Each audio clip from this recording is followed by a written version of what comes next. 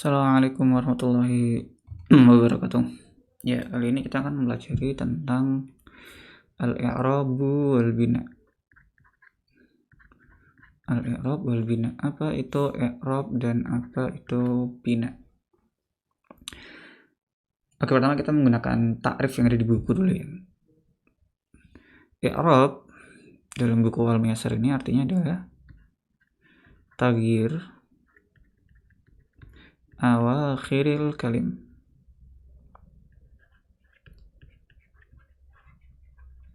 Bisa babi dukhulil amil.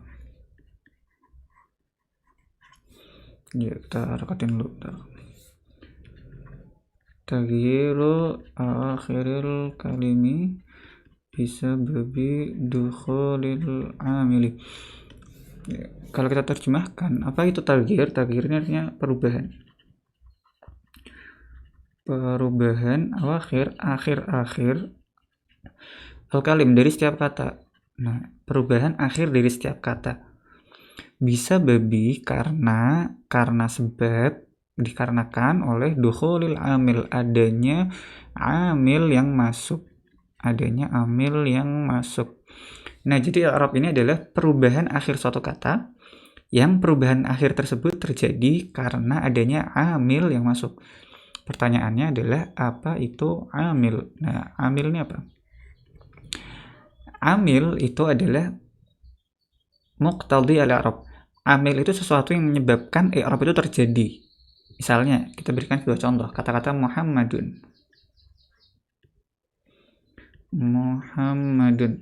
Ingat kalau kita lihat di sini akhirnya apa? Akhirnya apa ini? Akhirnya itu harakatnya adalah dhammah.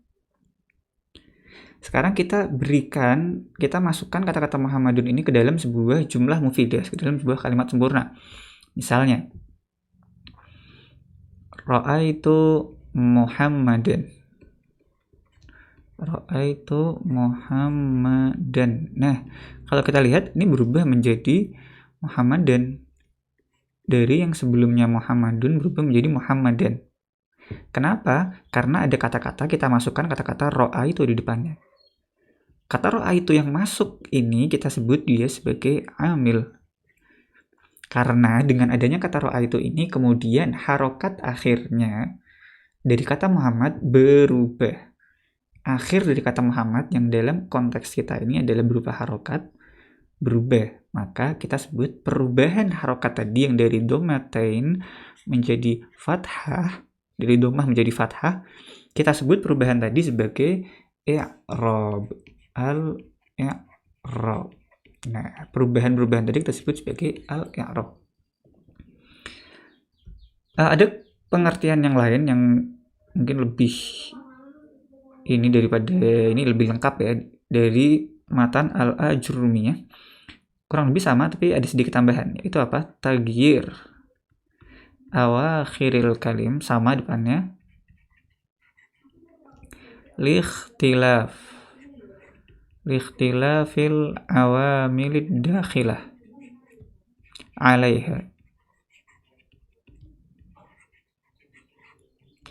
lafzon atau takdiron. Aduh, apa nih tulisannya ganggu ya. Lafzon atau takdiron. Oke, apa artinya? Taghyiru awakhiril kalimi, perubahan akhir dari suatu kata, sama kayak tadi, likhtilaf, karena perbedaan. Awamil ini adalah jamak dari amil. Amil ini jamaknya awamil, karena ada perbedaan amil yang memasukinya. Ingat tadi amil kita memberikan contoh kata-kata ra'aitu Muhammad, ini ra'aitu. Perubahan ini terjadi karena adanya amil yang memasukinya, lafzon atau takdiron. Perubahan yang terjadi tersebut dapat berupa lafzon, terlihat. Ini kayak dhammahnya kan kelihatan ya. Kita bisa lihat itu dhammah. Oh, dhammahnya kelihatan nih. Oh, fathahnya kelihatan gitu. Atau takdiron, atau bisa juga perubahan tersebut tidak terlihat. Dalam arti misalnya kita rubah kata-kata Muhammad ini menjadi Musa. Kalau kita lihat-lihat, Musa ini akhirnya adalah huruf alif yang nggak ada harokatnya. Kemudian di kata-kata Muhammadnya kita ganti Musa juga, jadi ra'aitu Musa. Oke, di sini Muhammad berubah menjadi fathah. Musa nggak berubah, kelihatannya nggak berubah. Maka kita katakan takdiron, karena perubahan yang terjadi pada kata-kata Musa emang nggak kelihatan.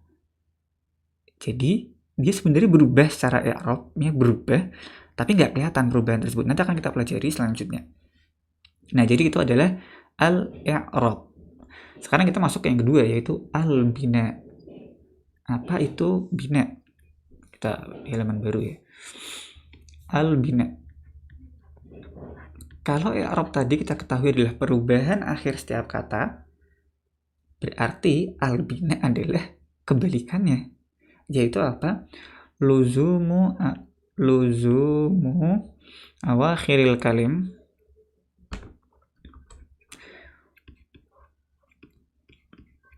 luzumu awakhiril kalimi halatan wahidatan. Apa itu luzum? Yaitu tetapnya atau wajibnya awakhiril kalim. Ini tetap gitu ya, tetapnya akhir kata, akhir dari setiap kata itu halatan wahidatan, pada satu kondisi. Artinya dia itu emang gak bakal berubah, gak mungkin berubah, mau di depan, mau di belakang, mau yang lain. Misalnya kita kata-kata huwa gitu, misalnya huwa, atau domain lain huwa, huma, hum, ya, huma, huna sampai akhir. Misalnya kita nyebut huwa Muhammadun. Nah, ini huwa di depan gini gak berubah. Atau misalnya kita pakai kata-kata yang lain yang lebih enak, hadza misalnya. Hadza. Kita mau ngomong seperti tadi, hadza di depan ini kan gak berubah ya. Kita ambil contoh seperti contoh pertama, ra'aitu hadza, aku melihat ini gitu. Hadzanya gak berubah. Meskipun ada amil yang memasukinya, dia tetap gak berubah. Itulah yang kita sebut sebagai bina mabni. Nah, yang i'rab itu apa, yang bina itu apa, nanti akan kita jelaskan lebih lanjut.